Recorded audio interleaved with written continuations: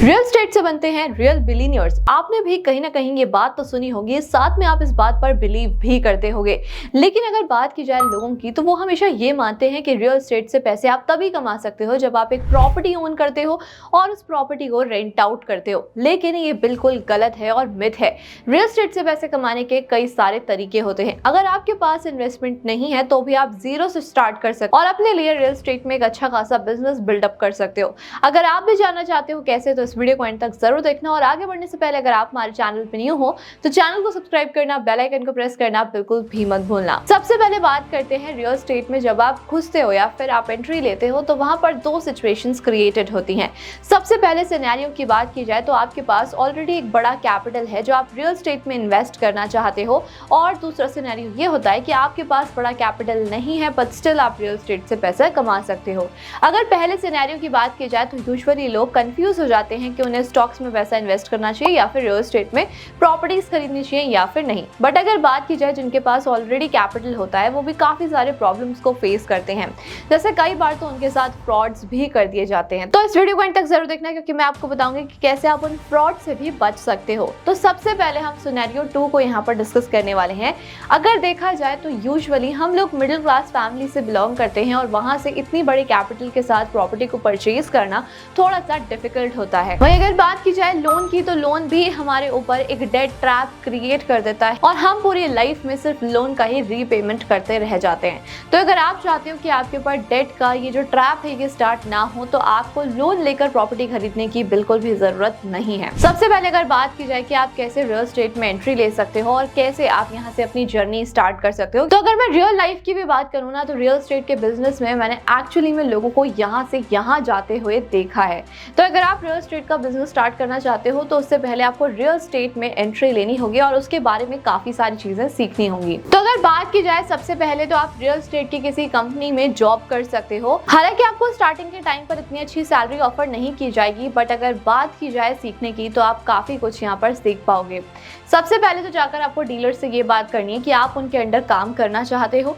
अगर आप चाहें तो आप ये भी बोल सकते हैं कि आप कोई भी सैलरी की नीड नहीं है। अब आपको लग रहा होगा कि मैम आप कैसी बात कर रहे हो, अगर हम जॉब कर रहे हैं तो हमें सैलरी की तो नीड होगी ना, और अगर हम जॉब कर रहे हैं तो हमें अपने फैमिली की भी तो नीड्स पूरी करनी है। तो मैं आपको ये बोलना चाहूँगी कि अगर आप महंगे महंगे कोर्सेज करते हो तो वहाँ पर भी तो आप फीस भरते हो, लेकिन अगर बात की जाए यहाँ पर आपको लर्निंग मिल रही है। हर बार आपको ज़रूरी नहीं है कि आपको कुछ सीखने के बदले आपको पैसे भी मिले। तो यहाँ पर अगर आपको कुछ अच्छा सीखने को मिल रहा है तो आप ये ऑफर भी रख सकते हो कि आपको सैलरी नहीं चाहिए। एक रियल एस्टेट का बिजनेस सेटअप करने में काफ़ी ज़्यादा टाइम लगता है और उसे ग्रो करने में भी काफ़ी ज़्यादा टाइम लगता है, तो आपको उस चीज़ में काफ़ी ज़्यादा पेशेंस रहना पड़ेगा। अगर आपकी सोच ये है कि मेरे पास पैसे भी नहीं है और मुझे कुछ ही दिनों में अपना जो पैसा है वो डबल भी करना है, मुझे काफ़ी अच्छा पैसा कमाना है, रियल एस्टेट से ही कमाना है, तो फिर ये वीडियो आपके लिए नहीं है, क्योंकि आपको पेशेंस के साथ सारी चीज़ें करनी होंगी, तभी आप एक अच्छा खासा पैसा कमा पाओगे। अब अगर बात की जाए कि प्रॉपर्टी में इन्वेस्ट करने के कौन कौन से एडवांटेजेस होते हैं, तो सबसे पहले अगर बात की जाए तो यहाँ पर आपको मेजर फॉल डाउन देखने को नहीं मिलता है। वहीं अगर बात की जाए स्टॉक मार्केट की, तो वहां पर एक मेजर फॉल डाउन आता है, स्टॉक मार्केट क्रैश होता है और लोगों की वेल्थ दिन ही दिन में खत्म हो जाती है। मैं आपको ये नहीं बोल रही कि स्टॉक मार्केट में आपको इन्वेस्ट नहीं करना चाहिए, स्टॉक मार्केट एक अच्छा ऑप्शन है टू इन्वेस्ट इन, लेकिन अगर आप रियल एस्टेट से ही पैसे कमाना चाहते हो, अपना बिजनेस सेटअप करना चाहते हो, तो इन दिस सिचुएशन आप ये स्टेप्स को फॉलो कर सकते हो। अब अगर सेकेंड एडवांटेज की बात की जाए तो यहाँ पर आपको जो बेनिफिट है वो ये देखने को मिलता है कि आपका जो प्राइस है वो बिल्कुल जीरो नहीं होगा। स्टॉक मार्केट में बहुत बार ऐसा होता है कि जो स्टॉक्स का प्राइस है वो बिल्कुल जीरो तक पहुंच जाता है और काफी लोगों को काफी ज्यादा लॉस को फेस करना पड़ता है।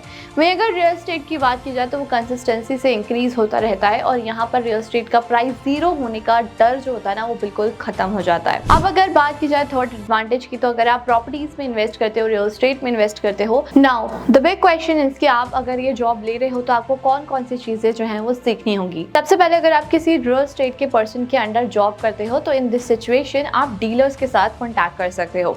अब डीलर से कॉन्टैक्ट करने का आपका सबसे बड़ा बेनिफिट क्या होगा, इसमें आपका बेनिफिट ये होगा कि आप इससे रिलेशनशिप्स मेंटेन कर पाओगे। You are the average of 5 people you spend time with. इसका मतलब ये होता है कि जो 5 लोगों के साथ अगर आप अपना टाइम स्पेंड कर रहे हो ना, आप उन्हीं 5 लोगों का एक पार्ट बन जाते हो। तो अगर हम किसी रिच लोगों को देखते हैं या फिर हम उनके साथ कॉन्ट्रैक्ट करते हैं तो हमारे माइंड में भी कहीं ना कहीं ऐसा आता है कि हमें उस पर्सनैलिटी की तरह काम करना है। अगर बात की जाए तो जब हमें कोई चीज़ दिखती ही नहीं है तो हम उस चीज़ को चेज भी नहीं करते। फॉर एग्जाम्पल, अगर आप हमेशा मिडिल क्लास फैमिली में ही रहे हो और आपने रिच पर्सनालिटीज़ को नहीं देखा है, तो ऐसी सिचुएशन में आपका माइंडसेट क्रिएट नहीं हो पाएगा। तो जब आप एक रियल एस्टेट बिजनेस में जाओगे, वहाँ पर आप डीलर्स के साथ मीटिंग करोगे और साथ में अपने डील्स को यानी कि लीड्स को कन्वर्ट करोगे, तो इन दिस सिचुएशन आपको काफ़ी अच्छा लगेगा और साथ में आपका एक अच्छा खासा माइंडसेट भी क्रिएट होगा। अब अगर बात की जाए कि आपको सबसे ज़्यादा फोकस किस पे करना चाहिए रियल एस्टेट में, तो आपको सबसे ज़्यादा फोकस करना चाहिए ऑन द लैंड। हम ये सब जानते हैं कि प्रॉपर्टीज फिर से बन सकती है, यानी कि बिल्डिंग्स फिर से बन सकती हैं, फ्लैट्स फिर से बन सकते हैं, लेकिन लैंड दोबारा से नहीं बन सकती है। तो जितना हो सके आपको लैंड को एक्वायर करना चाहिए। साथ में आपको एक चीज़ और हमेशा ध्यान रखनी है कि जब भी आप किसी डीलर से बात कर रहे हो, तो ये सारी चीज़ें आप मेंटेन करके रखो, या फिर जो भी चीज़ें आपको सिखाई गई हो आप उनको ध्यान में रख के करो। अब अगर बात की जाए, बहुत बार ऐसा होता है कि आपको साल या फिर 2-2 साल तक कोई डील नहीं मिल पाती है। ये बोल के मैं आपको डिमोटिवेट नहीं कर रही, इट्स जस्ट कि मैं आपको एक रियलिटी बताना चाहती हूँ। हो सकता है कि आपकी लीड्स कन्वर्ट ना हो इन शॉर्टर पीरियड, बट अगर बात की जाए इन लॉन्गर पीरियड, तो वो कभी ना कभी आपकी जो डील्स है वो कन्वर्ट होंगी और आपको लॉन्गर पीरियड में काफी अच्छा बेनिफिट ला के देंगे। अब ये तो हमने बात कर ली सिनेरियो 1 की, वो रियल एस्टेट में कैसे अपना बिजनेस ओपन कर सकते हैं। सिनेरियो 2 की बात करते हैं कि अगर आपके पास ऑलरेडी पैसा है तो आप रियल एस्टेट में कहाँ पर इन्वेस्ट कर सकते हो। तो सबसे पहले मैं आपको ये बोलना चाहूंगी कि जब भी आप किसी प्रॉपर्टी में इन्वेस्ट कर रहे हो, तो फॉलो दिस रूल, LLL, यानी कि लोकेशन, लोकेशन एंड लोकेशन। बहुत बार ऐसा होता है कि हम प्रॉपर्टी सस्ते में खरीद तो लेते हैं, लेकिन वहाँ की लोकेशन की वजह से उस प्रॉपर्टी का जो प्राइस है वो कंटिन्यूसली ड्रॉप होना स्टार्ट हो जाता है। तो इन दिस सिचुएशन अगर वो कंटिन्यूसली ड्रॉप हो रहा है, तो वो लोकेशन आपको चूज नहीं करनी है। आप जो भी आप कोई लोकेशन देख रहे हो ना, तो आप पास्ट 5 ईयर्स या फिर 10 ईयर्स में देख सकते हो कि उस लोकेशन में प्रॉपर्टी के प्राइसेस कितनी स्पीड से इंक्रीज हुए हैं। साथ में जब भी आप कोई प्रॉपर्टी खरीद रहे हो, तो आपको एक सिंपल सी चीज को ये देखना है कि विद इन 5 ईयर्स आपका पैसा जो है वो डबल हो रहा है या फिर नहीं हो रहा। अब मैंने आपको सिनेरियो 1 में बताया, जैसे अगर आप खुद भी अगर जॉब करते हो किसी रियल एस्टेट कंपनी में, तो इन दैट सिचुएशन आपका ये फोकस होगा कि लीड कन्वर्ट हो जाए और आपको किसी भी तरीके से कन्विंस करने की कोशिश करेंगे। वहीं अगर बात की जाए डायरेक्टली इन्वेस्टमेंट की, तो आपको कन्विंस नहीं होना है। आपको सबसे पहले ये देखना है कि आपके लिए कौन सी चीज़ ज़्यादा प्रेफरेबल है। अब बहुत बार क्या होता है कि हम ना सस्ती प्रॉपर्टीज़ की वजह से इन्वेस्ट तो कर देते हैं, लेकिन हमें उसे सेल करना पड़ता है ऑन द लोअर कॉस्ट। तो हो सकता है कि आपको किसी लोकेशन पर हायर प्राइस पर प्रॉपर्टी मिल रही हो, आप वो चेक कर सकते हो, उसके बारे में स्टडी कर सकते हो। अब हायर प्राइस वाली लोकेशन और भी हायर पर सेल हो जाती हैं। वहीं कई बार ऐसा होता है कि लोअर प्राइस वाली प्रॉपर्टीज और लोअर पर हमें सेल करनी पड़ती है और वहीं से हमें लॉस होता है। तो अगर आप ये छोटी छोटी चीजों का ध्यान रखते हो प्रॉपर्टी खरीदते टाइम, तो आप भी रियल एस्टेट से अच्छा खासा पैसा जनरेट कर सकते हो। अब अगर बात की जाए, तो एक और तरीके का बिजनेस है जो कि मार्केट में बहुत तेजी के साथ एक्सपेंड हो रहा है, वो है Airbnb बिजनेस। तो इन दिस सिचुएशन आपको प्रॉपर्टी ओन करने की जरूरत नहीं पड़ती है। इनिशियली आपको 1 लाख 2 लाख का इन्वेस्टमेंट करना होता है, एंड उसके बाद आप अपनी जो प्रॉपर्टी का मैनेजमेंट है उसे प्रोसीड कर सकते हो और उसे रेंट आउट कर पैसे कमा सकते हो। तो अगर आप चाहते हो कि मैं Airbnb पर भी आपके लिए एक फोकस्ड वीडियो लेकर आऊं, तो कमेंट करके जरूर बताना। इस वीडियो को जितना हो सके उतना शेयर कर देना, और अगर अभी तक आपने इन्वेस्टमेंट स्टार्ट नहीं किया, आप स्टॉक्स में इन्वेस्ट करना चाहते हो, तो उसके लिए आपको एक डीमेट अकाउंट की जरूरत जरूर पड़ेगी, जिसका लिंक आपको हमारे डिस्क्रिप्शन बॉक्स और पिन कमेंट में मिल जाएगा। आप फ्री में डीमेट अकाउंट ओपन करा सकते हो। और ऐसे इन्फॉर्मेटिव वीडियोस को देखने के लिए हमारे चैनल को सब्सक्राइब करना, बेल आइकन को प्रेस करना बिल्कुल भी मत भूलना। Thank you so much.